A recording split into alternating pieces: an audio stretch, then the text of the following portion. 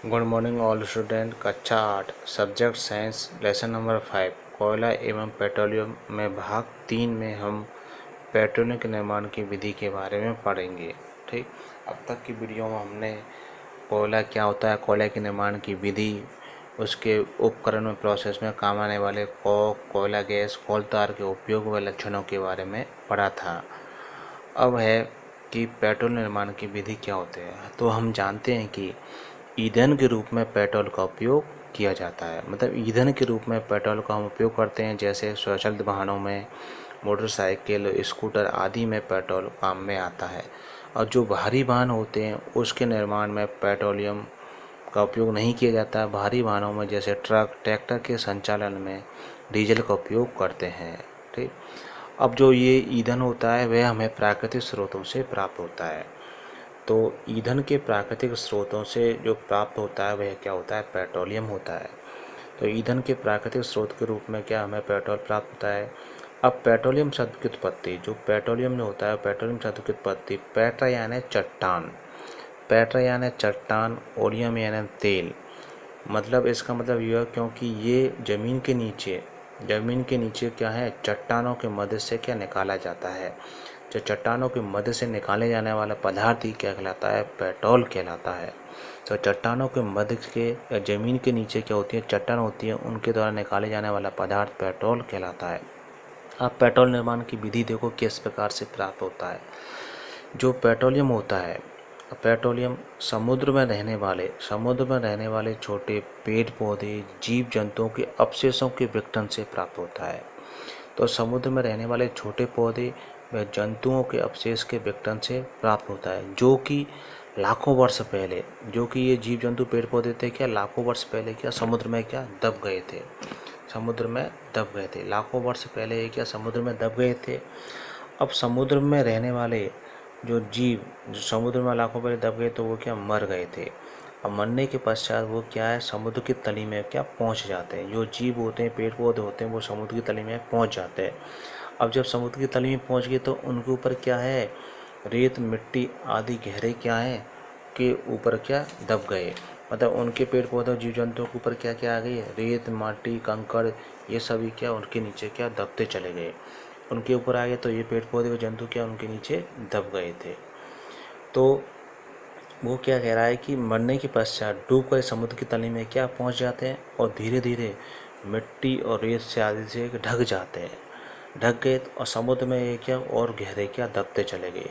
फिर इनके ऊपर मिट्टी धूल आ गई, कंकड़ आ गई, तो वो समुद्र में क्या गहरे क्या दबते चले गए, दबे हुए थे। और दबने के बाद में उच्च ताप, दबते चले गए उच्च ताप व उच्च दाब के कारण, उच्च दाब के कारण कारण ये के प्रभाव से, उच्च दाब व ताप के प्रभाव से ये बैक्टीरिया मतलब जीवाणु से, उच्च ताप व दाब के कारण ये बैक्टीरिया की उत्प्रेरक क्रिया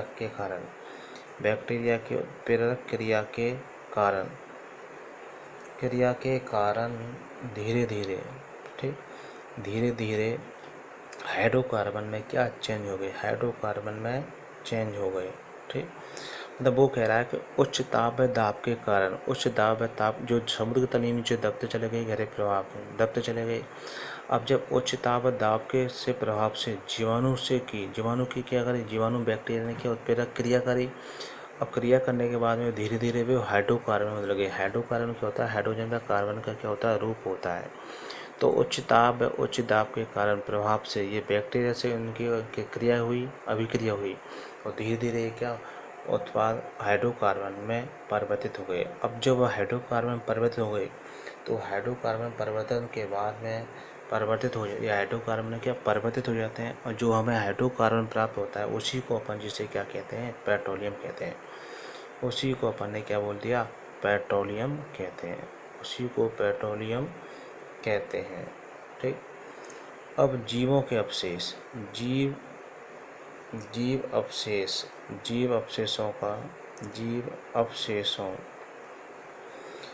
अवशेषों का का पेट्रोलियम जीव अवशेषों का पेट्रोलियम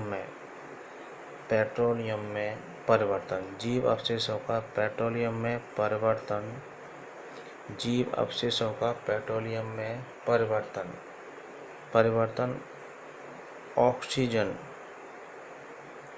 ऑक्सीजन यानी वायु, जीव अवशेषों का पेट्रोलियम में परिवर्तन ऑक्सीजन वायु की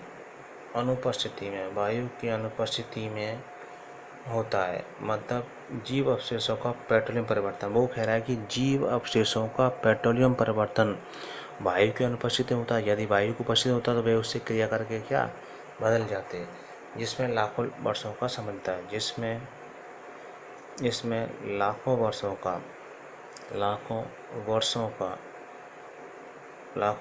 का समय लगता है।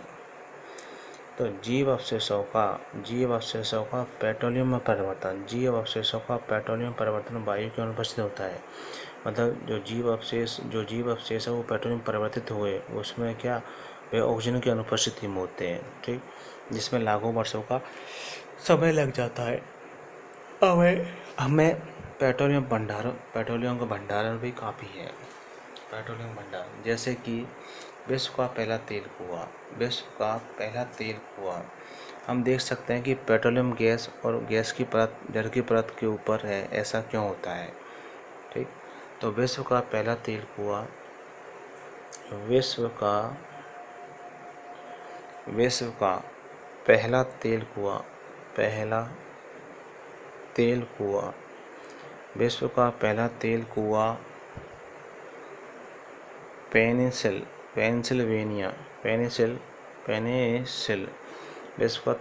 तेल कुआं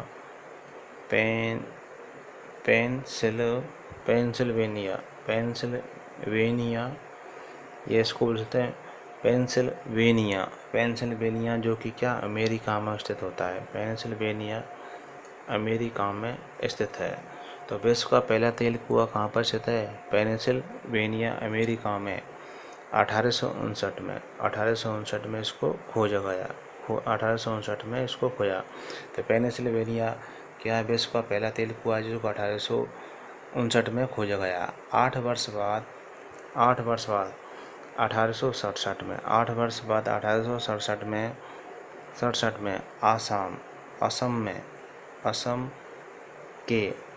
असम के माकुम नामक स्थान पर तेल का पता चला। असम के माकुम स्थान पर क्या तेल का पता चला। असम के माकुम स्थान पर तेल का पता चला, ठीक। असम के माकुम स्थान पर तेल का क्या पता चला। भारत में तेल का जो भंडार है वह असम, गुजरात, भारत में तेल के भंडार असम, गुजरात, बॉम्बे, हाई और गोदावरी व कृष्णा नदियों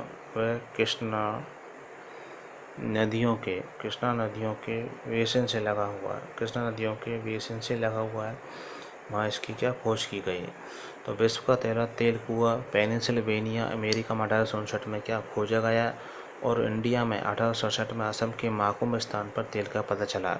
भारत में जो तेल के भंडार हैं वह असम, गुजरात, बॉम्बे, हाई और गोदावरी कृष्णा नदियों के बेसिन के क्षेत्र के आसपास के मिलते हैं। तो भारत में तेल के कुआं कहाँ मिलते हैं? तेल के कुआं असम, गुजरात, बॉम्बे, हाई स्कूल, गोदावरी कृष्णा नदियों के बेसिन के स्थान पर मिलते हैं। तो इस प्रकार ये पेट्रोल निर्माण की विधि हुई। और तेल कुआं विश्व में कहाँ खोजा गया, इंडिया में कहाँ है, कहाँ स्थान पर पेट्रोलियम का निर्माण प्राप्त किया गया। उसके बाद है पेट्रोलियम का परिष्करण। पेट्रोलियम का परिष्करण किस प्रकार से किया जाता है, पेट्रोलियम के परिष्करण में कौन कौन से हमें उत्पाद प्राप्त होते हैं वो हम पढ़ेंगे।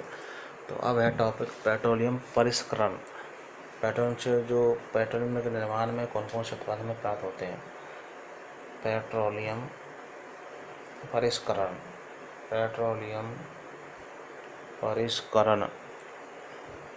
निष्कर्ष निकालें। पेट्रोलियम परिष्करण क्या है? पेट्रोलियम परिष्करण में देखते हैं कि पेट्रोलियम परिश्रम पेट्रोलियम गहरे रंग का तेलीय क्या होता है, द्रव होता है। पेट्रोलियम गहरे तेलीय रंग का क्या, तेलीय द्रव होता है।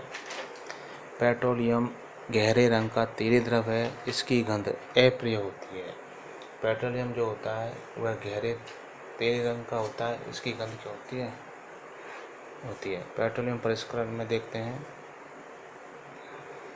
पेट्रोलियम परिष्करण। तो पेट्रोलियम जो होता है पेट्रोलियम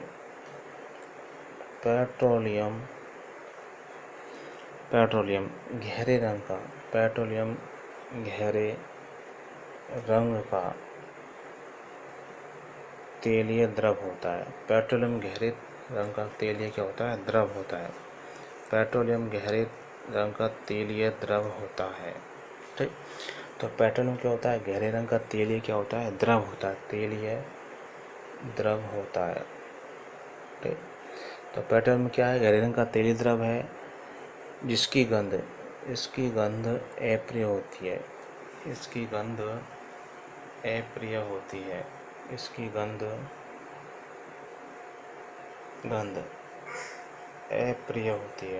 अप्रिय होती है। ठीक, पेट्रोलियम गहरे रंग का तेलीय पदार्थ होता है, इसकी गंध क्या होती है, अप्रिय होती है। इसके विभिन्न संघटक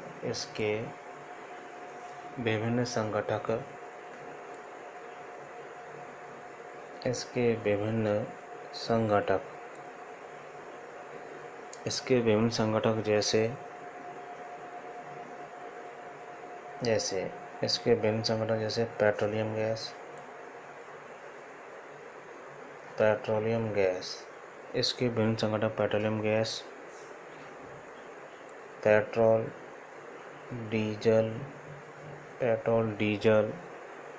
स्नेहक तेल, पैराफिन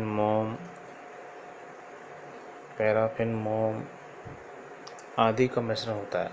तो पेट्रोलियम जो होता है वह इसके जो विभिन्न संघटक होते हैं, एक तो क्या होता है, पेट्रोलियम गैस हमें प्राप्त होता है। पेट्रोलियम से हमें पेट्रोलियम गैस, पेट्रोल, डीजल, स्नेहक तेल, पैराफिन मोम आदि का मिश्रण होता है। आदि का मिश्रण है। पेट्रोलियम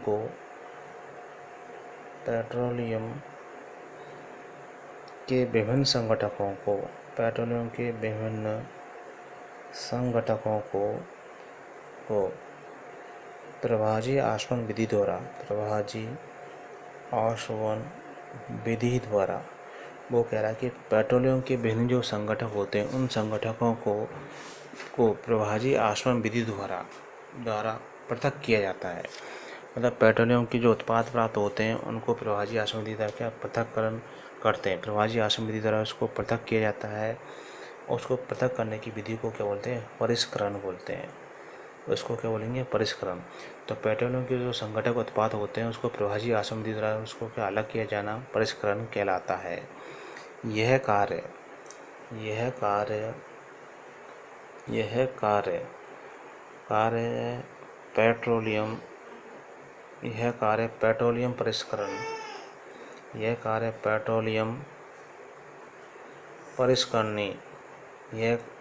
पेट्रोलियम परिष्करणी में संपादित किया जाता है। ठीक, तो ये कार्य क्या, पेट्रोलियम जो प्रोसेस है उसमें क्या संपादित किया जाएगा। अब पेट्रो रसायन क्या होता है, पेट्रो रसायन के बारे में पढ़ते हैं। पेट्रो रसायन क्या है, यही पेट्रोलियम का उत्पाद होता है वह होने को तो पेट्रो रसायन। पेट्रोलियम और प्राकृतिक गैस से पेट्रोलियम व प्राकृतिक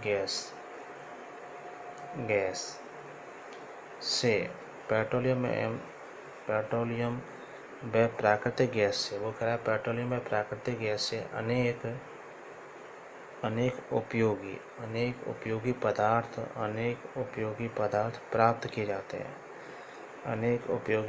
प्राप्त किए जाते हैं। तो वो कह रहा है पेट्रोलियम से पेट्रोलियम और प्राकृतिक गैस से पेट्रोलियम में प्राकृतिक गैस से अनेक उपयोगी पदार्थ क्या प्राप्त किए जाते हैं, जिन्हें पेट्रो रसायन कहते हैं। तो पेट्रोलियम और प्राकृतिक गैस से जो अनेक रसायन प्राप्त किए जाएंगे उपयोगी पदार्थ, उसे पेट्रो रसायन कहते हैं। इसे पेट्रो रसायन कहते हैं।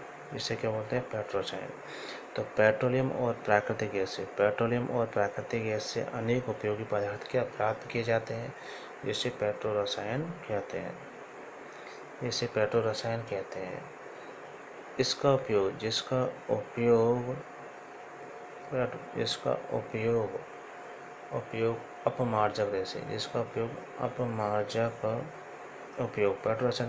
अपमार्जक रेसे पेट्रो रसायन का उपयोग अपमार्जक रेसे पॉलीथीन जैसे कि पॉलीथीन इसका उपयोग अपमार्जक रेसे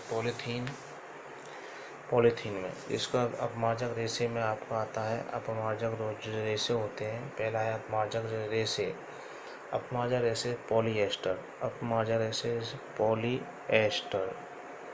पॉलिएस्टर तीसरे पार्ट में पढ़ चुके हो। Polyester nylon acrylic. तो अपमार्जक जो रेसे होते हैं वे पॉलिएस्टर, नायलॉन, एक्रेलिक आदि, ये तो क्या है? अपमार्जक क्या हुए? रेसे हुए। ठीक। और पॉलीथीन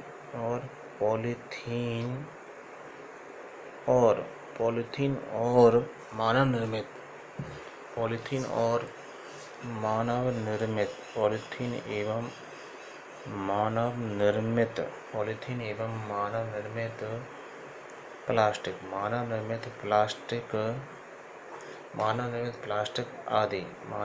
प्लास्टिक आदि के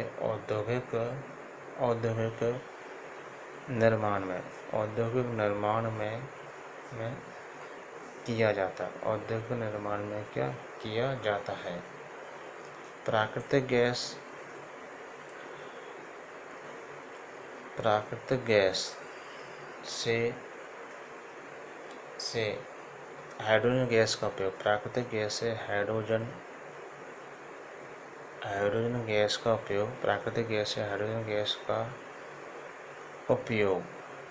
उपयोग उर्वरकों यानी यूरिया के उत्पादन में किया जाता है। तो पेट्रो रसायन क्या होता है, उसको उपयोग किस में क्षेत्र में करते हैं? तो पेट्रो रसायन वो कह रहा है कि पेट्रोलियम और प्राकृतिक गैस से अनेक जो उपयोगी पदार्थ प्राप्त किए जाते हैं। तो पेट्रोलियम में प्राकृतिक गैस से जो अनेक उपयोगी पदार्थ प्राप्त किए जाते हैं उसे पेट्रो रसायन कहते हैं। ठीक।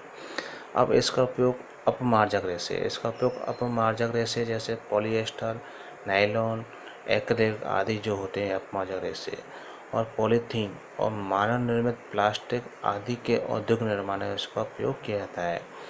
तो इसका उपयोग औद्योगिक निर्माण में भी इसका उपयोग किया जाता है। प्राकृतिक गैस से हाइड्रोजन गैस का उपयोग, जो प्राकृतिक गैस होती है उससे हाइड्रोजन गैस का उपयोग उर्वरकों यूरिया बनाने में इसका उपयोग करते हैं। तो ये क्या हुए? इसका पेट्रो रसायन का उपयोग अपने बहुत अधिक व्यवसाय के कारण पेट्रोलियम को काला सोना भी कहा जाता है। पेट्रोलियम को क्या बोलते हैं? इसके अत्यधिक उपयोग के कारण पेट्रोलियम को काला सोना भी कहा जाता है। तो अत्यधिक क्या वाहनों में काम आता है, इसलिए उसको अपन क्या काला सोना के नाम से भी जानते हैं। तो ये हुआ आपका पेट्रो रसायन क्या है? पेट्रोलियम में प्राकृतिक गैस से अनेक जो साधन उपलब्ध किए जाते हैं उसका उपयोग क्या अपन करते हैं। अब है पेट्रोलियम के विभिन्न संगठक व इसका उपयोग किस किन क्षेत्रों में किया जाता है। पेट्रोलियम का उपयोग पेट्रोलियम के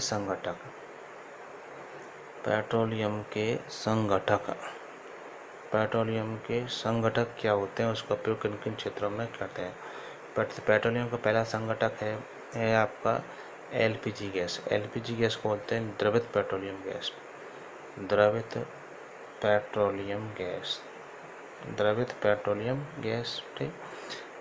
गैस, तो इसका उपयोग क्या घरों में घरों में व उद्योगों में ईंधन के रूप में इसका उपयोग किया था। घरों में व तो एलपीजी क्या है, द्रवित पेट्रोलियम गैस है, तो इसका उपयोग घरों में व उद्योगों में ईंधन के रूप में करते हैं। दूसरा है पेट्रोल। पेट्रोल का उपयोग क्या, मोटर ईंधन शुष्क धुलाई, ड्राई क्लीनिंग मतलब सूक्ष्म धुलाई में मोटर्स की धुलाई के लिए ब्लैक के रूप में इसका उपयोग होता है। सबसे अच्छा श्रेष्ठ ब्लैक जल और क्या है, पेट्रोल व एल्कोहल को माना जाता है, जो हर किसी में क्या विलय हो जाता है। तो पहला क्या हुआ, पेट्रोल में संगठन कौन सा हुआ, एलपीजी घरों व उद्योगों में ईंधन के रूप में किया जाता है। पेट्रोल मोटर ईंधनों के रूप में, सूक्ष्म धुलाई के लिए ब्लैक के रूप में इसका उपयोग करते हैं। तीसरा है मिट्टी का तेल जो होता है, ये पेट्रोलियम के क्या संगठक, क्या उत्पाद हैं, विभिन्न संगठक घटक हैं। मिट्टी का तेल इसमें स्टोव लैंप और जेट वायुयान के लिए ईंधन के रूप में करते हैं। डीजल जो होता है वह भारी मोटर वाहनों और विद्युत जनरेटर में इसका उपयोग किया जाता है। भारी मोटर वाहनों में विद्युत जनरेटर होते हैं, एसी व डीसी में इसका उपयोग किया जाता है। स्नेहक तेल जो होता है, ये पेट्रोल के निर्माण में जो संगठक प्राप्त हुए उनके उपयोग है। स्नेहक तेल का उपयोग स्नेहन में किया जाता है।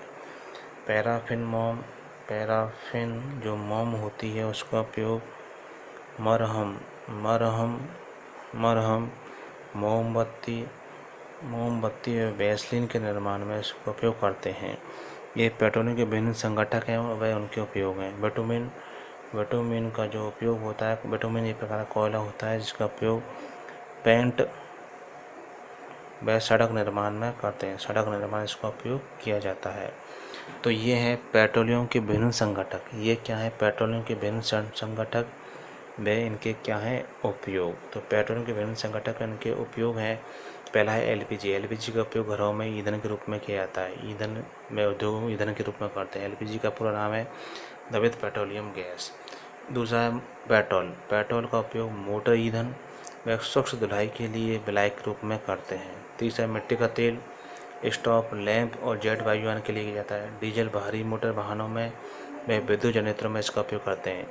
चौथा है स्नेहक तेल स्नेहन के रूप में। पैराफिन मोम का उपयोग मरहम, मोमबत्ती, वैसलीन आदि के निर्माण में किया जाता है। बिटुमेन पेंट व सड़क निर्माण में उपयोग करते हैं। तो इस प्रकार हमने आज की वीडियो में पेट्रोलियम के प्रसंस्करण के निर्माण की विधि, पेट्रोलियम के निर्माण की विधि के बारे में पढ़ा। पेट्रोलियम के विभिन्न संगठक क्या होते हैं, उनके उपयोग क्या होते हैं। तो पेट्रोलियम के विभिन्न जो संगठक हैं उनके उपयोग के बारे में हमने पढ़ा। पेट्रोल रसायन क्या है, उसका क्या उपयोग है। और अगली वीडियो में हम पढ़ेंगे कि कुछ प्राकृतिक संसाधन वो सीमित क्यों है। एलपीजी सीएनजी गैस से जो सीएनजी गैस होती है वह एलपीजी गैस से श्रेष्ठ क्यों है, इसका क्या कारण है। एलपीजी गैस की सीएनजी गैस के क्या क्या लाभ हैं और पेट्रोलियम के विभिन्न जो संगठक होते हैं उसके बारे में पढ़ेंगे।